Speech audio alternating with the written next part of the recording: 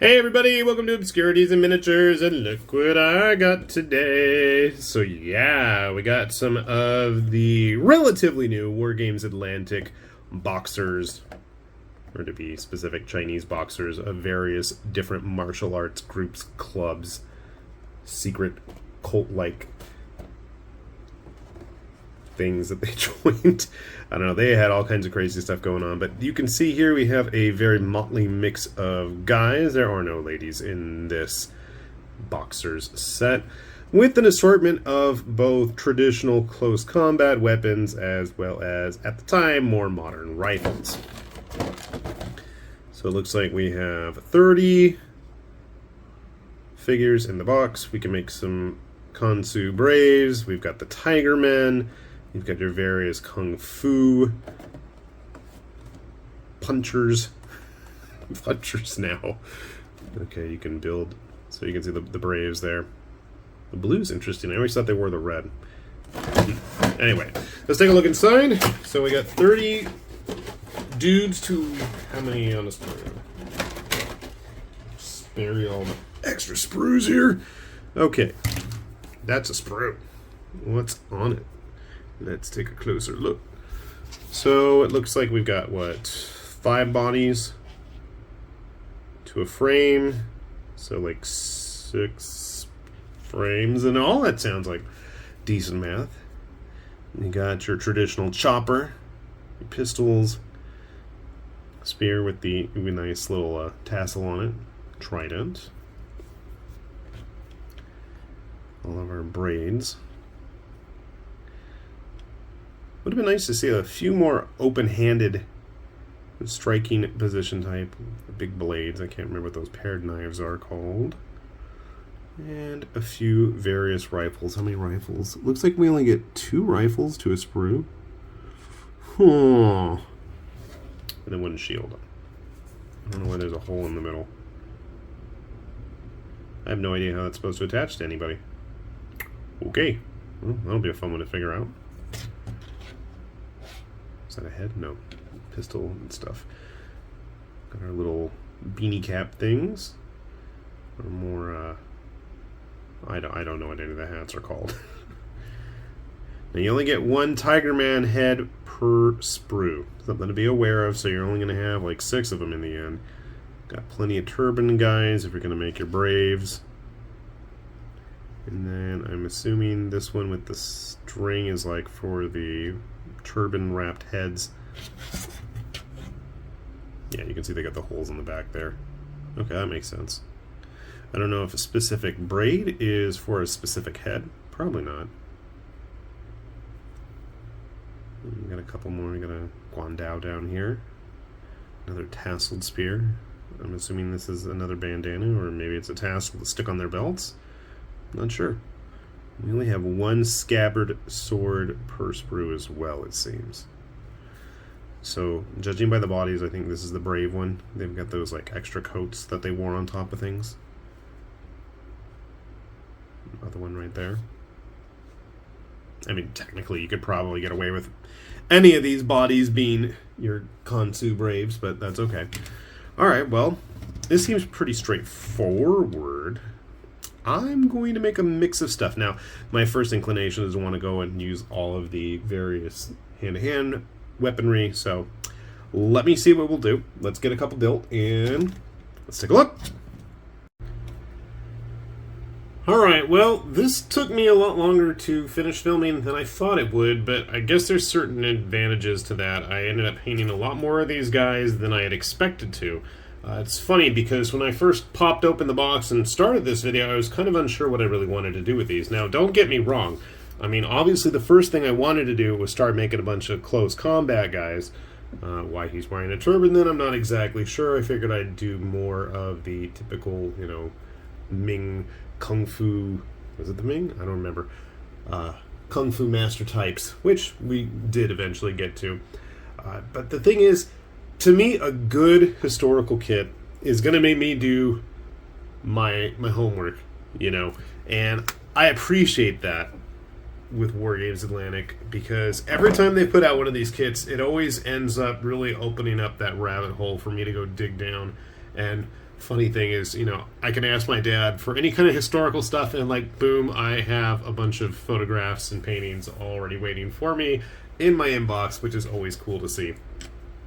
So like I said, I was going to start with a bunch of more kung fu type guys. Obviously in need of cleaning, that's okay. These are very rough ones. And we figured we get a little bit more action-y. And I don't think that's actually a clip. I think that's a little bit of sprue there, but that's okay. And he's got his butterfly knife, whatever they are. Paired knives. Probably should have been a sword, but that's okay. So then I started getting around to painting a couple. And you may have seen these in one of those weekly painting progress videos. I have not touched them up yet. And I think that's where this kit really starts to shine, is when they start getting some paint on them. Because when they start getting some paint on them, I think that's when you get all those colors, you get the real life, the real interesting stuff coming out. And some very rather hastily painted riflemen. And what's funny is, and I mentioned this in the video when I first showed these guys off, not all these guys have the boxer arms. That still looks like a mummy. If anybody needs to get fixed, it's him. One of those guys actually has some of the World War I German arms, and no, it's not that guy, because that guy's got, that's the dual. It might be him. Or honestly, I can't even tell. Because funny thing is, the World War I German kit actually has similar sleeves, so not as drastic of folds and cuffs there, but they do have quite large cuffs on the uniform. So if you're wanting more rifles, because I know that was one complaint I could see people putting against this kit, is, you know, you get a little bit of everything, but not a lot of all the right things. And that's been, I think, a valid criticism of a lot of the smaller sprued kits that we've seen from Wargames Atlantic so far. You know, there are more here that I wanted to show off. So obviously we had to have some of the Tigermen. I can't remember the Chinese name for them. I'm like twins or something. Paint them up. And then I had to do a guy done up like Wong Fei Hong in an actual fighting stance. Here we have his magnificent butcher friend. Nowhere near as fat as Sammo Hung, unfortunately, when he was in his prime. But I loved that movie growing up. I watched that movie way too many times in college. And then I started getting really into the kit, and then I thought, you know what, I gotta get some Kansu Braves, guys. So, went ahead. I don't think I've shown these guys off yet. Again, not the best paint job. I know it's super zoomed in. Definitely in need of some touch-up, especially on the hands there. Keeping in mind that it is very rather zoomed in. Some of the more traditional red and yellow guys. Again, I'm not 100% sure which hands are from the actual kit and which hands come from the World War I Germans. I'm totally not sure. I love his lopsided eye. He needs some kind of, you know, Zhanghua name, like Shifty Eye Huang or something. I don't know. So yeah, I enjoyed this kit, and I'm looking forward to getting the rest of those painted. I'm absolutely going to be painting that Wong Fei Hong type dude pretty soon. And it got me thinking, though, you know, there's no real, like, antagonistic kit for these guys to go with. And I thought, I guess, you know, you probably could get away with using the Bulldog kit. Now, obviously, if you get rid of the gas masks, I mean, even the gun, maybe the clip, it's enough of a stand-in. You could probably get away with using these guys as part of the, what was it, the legation that was, you know, the British and Germans. Actually, that World War I German kit would probably work pretty good, too. I'm going to try and mess around and painting up some turn-of-the-century German Marines in their white uniforms. Grabbing a couple of other random Wargames Atlantic kits. And I think this is really fun to see just the sheer variance of stuff that they have put out in such a short time with their Dark Age Irish. I'm wondering what I can do. You know, I probably have a ton of cannon fodder arms. I wonder if I could stick those on our Braves. Give them some laser guns. I was going to say the French, the Grogner guys, I guess if you did something with the heads. Again, obviously not with high-tech gas masks. They were running around during that whole endeavor. Afghan looks a little short. Maybe it's just the base. With our nippleless Aztec archers. One of these days I'm going to get around to building some of the Einherjar and halflings. I know I have some individual sprues of them laying around.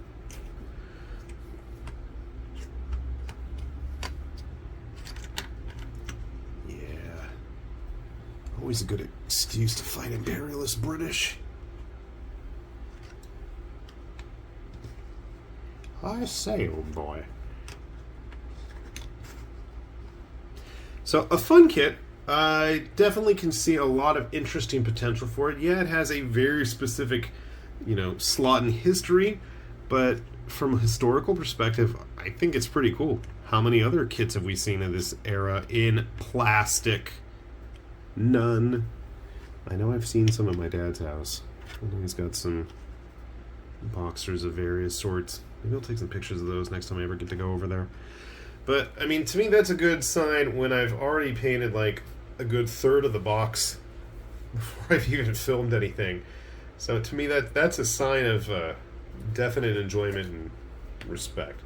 So, if you are in the mood for something absolutely different, and I think that a lot of the other kits that we've seen from Wargames Atlantic could probably fit in, like I said, as opposing forces, especially with the French or Germans or British sci-fi stuff, even just substituting some of the heads around or arms. I mean, it's not like there aren't other companies, but if you want to keep it strictly within the Wargames Atlantic realm, I think they have some really good stuff to put to use.